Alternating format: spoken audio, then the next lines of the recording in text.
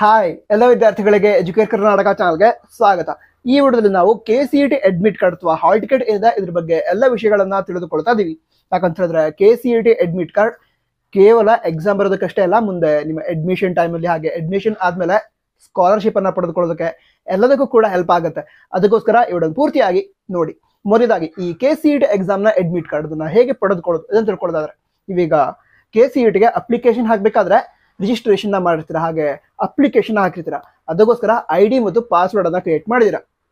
ಈಗ ಈ admit card ಏನಿದೆ ಅದನ್ನ ರಿಲೀಸ್ ಮಾಡಿದ ನಂತರ ನಮ್ಮ KEದವರು ಅಡ್ಮಿಟ್ ಕಾರ್ಡ್ ನ ಡೌನ್ಲೋಡ್ ಮಾಡ್ಕೊಳ್ಳೋದಕ್ಕೆ ಒಂದು ಲಿಂಕ್ ಅನ್ನ ಕೊಡ್ತಾರೆ.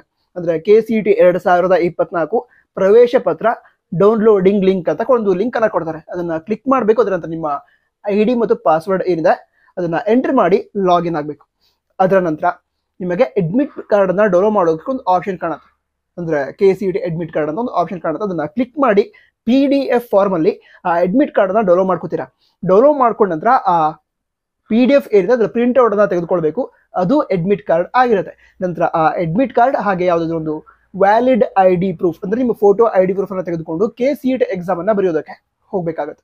ಈಗ ಆ KCET ಎಕ್ಸಾಮ್ ನ ಅಡ್ಮಿಟ್ ಕಾರ್ಡ್ ಏನಿದೆ ಅದನ್ನ ಡೌನ್ಲೋಡ್ ಮಾಡ್ಕೊಳ್ಳೋದಕ್ಕೆ ವಿದ್ಯಾರ್ಥಿಗಳಿಗೆ ಏಪ್ರಿಲ್ 7, 2024 ಮುಂಜಾನೆ 11 ಗಂಟೆಯ ನಂತರ ಅವಕಾಶವನ್ನು ನೀಡುತ್ತೇವೆ ಅಂತ ಹೇಳಿದರೆ, ನಿಮಗೆ KE ವೆಬ್ಸೈಟ್ ಗೊತ್ತಿದೆ, kea.kar.nic.in ಅಥವಾ cetonline.karnataka.gov.in ಈ ವೆಬ್ಸೈಟ್ ಅನ್ನ ಏಪ್ರಿಲ್ 7 ನಂತರ ವಿಸಿಟ್ ಮಾಡಿ ಈ ಒಂದು ಅಡ್ಮಿಟ್ ಕಾರ್ಡ್ ಅನ್ನ ಡೌನ್ಲೋಡ್ ಮಾಡ್ಕೊಂಡು ಅದರ ಪ್ರಿಂಟ್ ಔಟ್ ಅನ್ನ ತೆಗೆದುಕೊಳ್ಬೇಕಾಗತ್ತೆ. ನಂತರ ಈಗ ಮುಂದಿನ ವಿಷಯವನ್ನ ತಿಳಿದುಕೊಳ್ತಾ ಹೋಗೋದಾದ್ರೆ, ಈ KCET ಎಕ್ಸಾಮ್ ನ ಅಡ್ಮಿಟ್ ಕಾರ್ಡ್ ಏನಿದೆ ಅದನ್ನ ಈ KCET ಎಕ್ಸಾಮ್ ನಡೆಯುವಂತಹ ಸಂದರ್ಭದಲ್ಲಿ ಅಂದ್ರೆ ಆ ದಿನಾಂಕಕ್ಕೆ ಗೌರ್ಮೆಂಟ್ ಬಸ್ಗಳಲ್ಲಿ ತೋರಿಸಿದ್ರೆ ಎಕ್ಸಾಮ್ ಸೆಂಟರ್ ವರೆಗೆ ಫ್ರೀ ಆಗಿ ಟ್ರಾವೆಲ್ ಮಾಡೋದಕ್ಕೆ, ಗೌರ್ಮೆಂಟ್ ಬಸ್ಗಳಲ್ಲಿ ಫ್ರೀ ಆಗಿ ಟ್ರಾವೆಲ್ ಮಾಡೋದಕ್ಕೆ ಅವಕಾಶವನ್ನ ಹಿಂದಿನ ವರ್ಷಗಳಲ್ಲಿ ಕೊಟ್ಟಿದ್ರು. ಈ ವರ್ಷ ಕೂಡ ಆ ಒಂದು ಅವಕಾಶವನ್ನ ನೀಡಬಹುದು. ನೀಡಿದ ನಂತರ ಆದಷ್ಟು ಬೇಗ ಹೇಳ್ತೀನಿ. ಅದಕ್ಕೋಸ್ಕರ ಈ ಚಾನಲ್ಗೆ ಮೊದಲೇ ಬಾರಿ ವಿಸಿಟ್ ಮಾಡಿದ್ರೆ ತಪ್ಪದೇ ಸಬ್ಸ್ಕ್ರೈಬ್ ಮಾಡಿ. ಯಾಕಂತ ಹೇಳಿದ್ರೆ ಕೌನ್ಸಿಲಿಂಗ್ ಏನಿದೆ ಅದರಲ್ಲೂ ಕೂಡ ಎಲ್ಲ ಇನ್ಫಾರ್ಮೇಶನ್ ಕೊಡ್ತೀವಿ. So subscribe. ಸರಿ, ಈಗ ಮುಂದಿನ ವಿಷಯವನ್ನ ತಿಳಿದುಕೊಳ್ತಾ ಹೋಗೋದಾದ್ರೆ, ನೀವೀಗ KCET ಪ್ರಾಕ್ಟಿಕಲ್ ಎಕ್ಸಾಮ್ ಅನ್ನ ಬರೀತಾ ಇದ್ರೆ, ಅಂದ್ರೆ ಈಗ BSc ಅಗ್ರಿಕಲ್ಚರ್, ವೆಟರ್ನರಿ ಮುಂತಾದ ಕೋರ್ಸ್ಗಳಿಗೋಸ್ಕರ ನೀವು KCET ಪ್ರಾಕ್ಟಿಕಲ್ ಎಕ್ಸಾಮ್ ಅನ್ನ ಬರೀತಾ ಇದ್ರೆ, ಆ ಸಂದರ್ಭದಲ್ಲಿ ಪ್ರಾಕ್ಟಿಕಲ್ ಎಕ್ಸಾಮ್ ಬರೆಯೋದಕ್ಕೆ ಹೋಗ್ಬೇಕಾದ್ರೆ ಈ KCET ಎಕ್ಸಾಮ್ ನ ಅಡ್ಮಿಟ್ ಕಾರ್ಡ್ ಏನಿದೆ ಅದನ್ನ ತೆಗೆದುಕೊಂಡು ಹೋಗ್ಬೇಕಾಗತ್ತೆ. ಅದರ ನಂತರ ಈ KCET ರ್ಯಾಂಕಿಂಗ್ ಏನು ಅನೌನ್ಸ್ ಆಗುತ್ತೆ, ಆ ರ್ಯಾಂಕಿಂಗ್ ಅನೌನ್ಸ್ ಆದ್ಮೇಲೆ ವಿದ್ಯಾರ್ಥಿಗಳು ಅಂದ್ರೆ ನೀವು ನಿಮ್ಮ ರ್ಯಾಂಕ್ ಅನ್ನ ಚೆಕ್ ಮಾಡೋದಕ್ಕೂ ಕೂಡ ಈ ಅಡ್ಮಿಟ್ ಕಾರ್ಡ್ ಬೇಕಾಗುತ್ತೆ. ಯಾಕಂತ ಹೇಳಿದ್ರೆ ವೆಬ್ಸೈಟ್ ಅಲ್ಲಿ CET ನಂಬರ್ನ ಎಂಟರ್ ಮಾಡಬೇಕು, ಹಾಗೆ ನಿಮ್ಮ ಡೇಟ್ ಆಫ್ ಬರ್ತ್ ನ ಎಂಟ್ರಿ ಮಾಡಬೇಕು. ಅದರ ನಂತರ ರಿಸಲ್ಟ್ ಅನ್ನ ಚೆಕ್ ಮಾಡೋದಕ್ಕಾಗತ್ತೆ.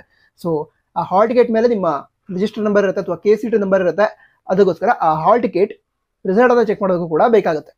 ಅದರ ನಂತರ ನೀವೀಗ ಯಾವುದೊಂದು ಕಾಲೇಜ್ಗೆ ಅಡ್ಮಿಷನ್ ಮಾಡ್ಕೊಳ್ತೀರಾ, ನಿಮಗೆ ಇಷ್ಟ ಇರುವಂತಹ ಕಾಲೇಜ್ ಸಿಕ್ತು, ಅಡ್ಮಿಷನ್ ಮಾಡ್ಕೊಳ್ತೀರಾ. ಆ ಸಂದರ್ಭದಲ್ಲೂ ಕೂಡ ನಿಮ್ಮ ಅಡ್ಮಿಷನ್ ಸಂದರ್ಭದಲ್ಲಿ ಎಲ್ಲ ಡಾಕ್ಯುಮೆಂಟ್ಸ್ ಅನ್ನ ಸಬ್ಮಿಟ್ ಮಾಡಬೇಕಾಗತ್ತೆ. ಆ ಎಲ್ಲ ಡಾಕ್ಯುಮೆಂಟ್ಸ್ ಅಲ್ಲಿ ಒಂದು ಡಾಕ್ಯುಮೆಂಟ್ KCET ಎಕ್ಸಾಮ್ ನ ಅಡ್ಮಿಟ್ ಕಾರ್ಡ್ ಕೂಡ ಆಗಿರುತ್ತೆ. ಅದಕ್ಕೋಸ್ಕರ ಅಡ್ಮಿಟ್ ಕಾರ್ಡ್ ಅನ್ನ ಸೇಫ್ ಆಗಿ ಇಟ್ಕೊಂಡ್ರಿ. ನಂತರ ಯಾವುದೊಂದು ಕಾಲೇಜ್ನಲ್ಲಿ ಯಾವುದೊಂದು ಕೋರ್ಸ್ ಅನ್ನ ಮಾಡ್ತಾ ಇದ್ರ, ಅದ ನಂತರ ನೀವು ಈಗ ಸ್ಕಾಲರ್ಶಿಪ್ಗೆ ಅಪ್ಲೈ ಮಾಡ್ತೀರ ಅಂತ ಹೇಳಿದ್ರೆ, ಸ್ಕಾಲರ್ಶಿಪ್ಗೆ ಅಪ್ಲಿಕೇಶನ್ ಹಾಕುವಂತ ಸಂದರ್ಭದಲ್ಲಿ ಈ CET ನಂಬರ್ ಅನ್ನ ಕೇಳ್ತಾರೆ.